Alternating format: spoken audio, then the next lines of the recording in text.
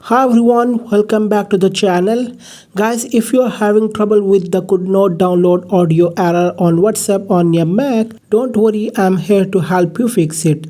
Just stick with me for a few minutes and we will get it sorted. Let's jump right in.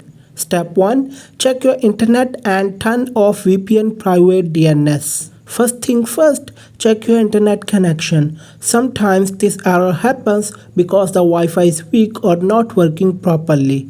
So make sure you are connected to a stable network. Also, if you are using a VPN or private DNS, turn them off for now. WhatsApp sometimes has trouble when these are on, so just disable them to see if that helps. Step 2. Check for software updates. Sometimes an old version of macOS can cause issue. So let's make sure your Mac is up to date. For this, go to the Apple menu, then click System Settings and select General. Now click on Software Update. If there's an update available, go ahead and install it.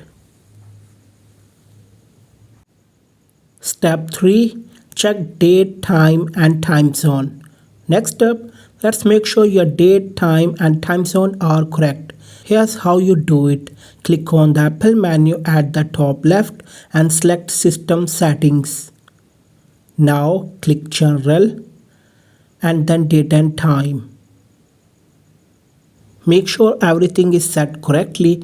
If it's off, fix it. You might need to turn off the set time zone automatically and set date and time automatically options to make changes. Step 4.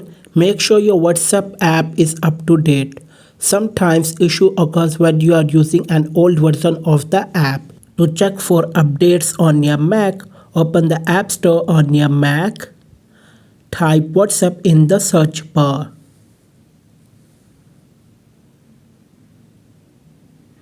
Check if an update is available. If you see an update button, click it to update WhatsApp.